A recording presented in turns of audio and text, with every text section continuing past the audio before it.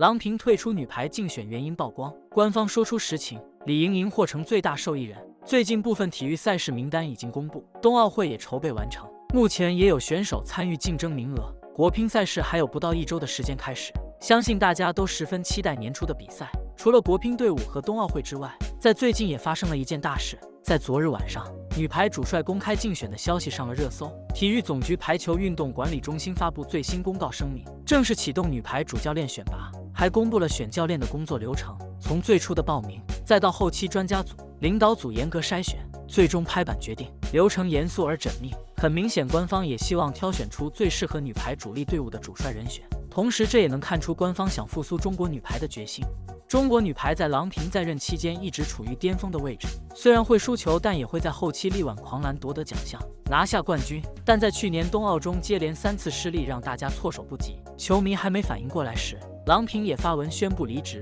加上女排主力队员的人员流失，目前女排的主力队伍已经陷入迷茫期，急需教练和新人来注入，激活女排以往活力。因此，体育总局排球管理中心在这时挑选主帅十分明智，但选帅流程严肃缜密，需要的时间也极为漫长。在这时间中，女排或许无法进行任何比赛。而在选帅工作公布之后，大家也发现了一些问题，那就是在此前，有几位呼声很高的女排主教练候选人均入选了本次女排的专家组名单。如果进入了专家组名单，那么就无法成为中国女排主教练。而这几位正是郎平、陈忠和以及赖亚文。这3人都有担任过教练的经历，但目前他们3个都进了专家组名单，相当于他们3个人都退出了这次的教练竞选。而郎平无疑是球迷希望回归呼声最大的，他退出了这次的教练竞选，让很多人觉得失望。很多人都不知道郎平退出女排竞选的原因到底是什么，当然也有很多人知道，郎平在2020年起离职的想法就没有变过。冬奥的失利也加速了郎平离职的速度。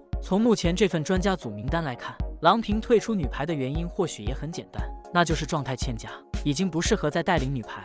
并且在最近，郎平退出竞选教练的原因似乎也被曝光。在最近，有官媒针对女排竞选名单这个消息发文点评，并且说出了实情。官方发文称，不管谁坐上主教练位置，都要承受巨大压力，也需要双方的磨合激励，才能培养出一支强悍队伍。因此，需要给新教练一些时间适应，抱着平常心，眼光放长远。这段话看似没有错处，但实际上也针对这件事做出了一个回应，也暗示了郎平退出竞选的原因。郎平目前的状态已经不足以承受各方面的压力，并且女排目前也处于人员流动期间，闫妮也退役了，朱婷归队日期目前暂时未公布。如果在这时选出新教练，对新老交替有极大好处。值得一提的是，除了郎平、赖亚文和陈忠和3人外，目前还有一个蔡斌没有进入专家组名单。蔡斌目前带队江苏女排，在近几年也有了不小的成就。在刚刚结束的女排联赛中，蔡斌带队的女排队伍拿下了银牌，因此不管从资历看还是能力看，他都可以成为女排的新教练人选。